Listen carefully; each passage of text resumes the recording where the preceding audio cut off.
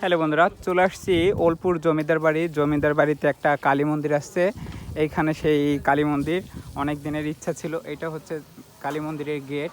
তো আমি আর আমার একটা মামা, এইটা হচ্ছে আমার মামা আর এইটা হচ্ছে বাড়ি ভাই, এই দুইজনকে নিয়ে চলে আসছি। অনেক দিনের শখ ছিল। এটা হচ্ছে কালী মন্দির। তো আমরা ভিতরেই যাইতেছি। অনেক দিনের শখ ছিল মায়ের দর্শন পাবো এবং মায়েরও এখান থেকে আশীর্বাদ নেব। এটা হচ্ছে মায়ের মন্দির, মায়ের বিগ্রহ আছে। আমরা এখন ভিতরে যাব, ভিতরে যাই দেখবো মায়ের বিগ্রহ এবং মায়ের প্রতিমা। তো প্রথমে আস্তে আস্তে করে আমরা যাইতেছি। ঢুকতেই একটা আছে মায়ের মাকে একটা আশীর্বাদ ইশারা জানানো একটা ঘন্টা। তো প্রথমে আমরা ঘন্টাটা দিলাম। ঘন্টাটা দেওয়ার পরে এটা হচ্ছে মায়ের বিগ্রহ বা মায়ের মূর্তি। তো মায়ের ভিতরে, মন্দিরের ভিতরে অনেক সুন্দর সুন্দর কারুকার্য আছে। তার সাথে আছে দুইটা ফ্যান আছে মায়েরকে বাতাস দেওয়ার জন্য। আর এখানে একটা আছে ঝাড়বাতি, সুন্দর একটা ঝাড়বাতি।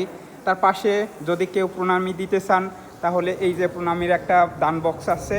তো সেখানে আছে আমাদের এইটা এবং সূচি হওয়ার জন্য কিছু আছে। অনেকেই আসছে এইখানে মনে করেন দেখার জন্য। প্রত্যেক দিন অনেক ভক্তবৃন্দ আসে মায়েরকে দর্শন করার জন্য, মায়ের আশীর্বাদ নেওয়ার জন্য। এটা হচ্ছে দুর্গা মায়ের পাশে একটা রুম আছে, সেটা হচ্ছে দুর্গা মায়ের মন্দির।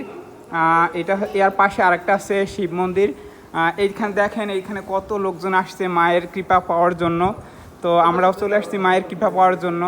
এই যে আমার একটা ভাই আছে, সেটা হচ্ছে আমাদের নাম করা একটা ভাই, কন্টেন্ট ক্রিয়েটার, নাম হচ্ছে ফটিক ভাই। আর এইখানে আছে, এইটা হচ্ছে আমাদের শিব ঠাকুরের মনে করেন মন্দির। এইখানেও একটা ঝাড়বাতি আছে, সুন্দর একটা ঝাড়বাতি। তো যারা যারা এখনো আসেন নাই, আসেন মন্দিরে।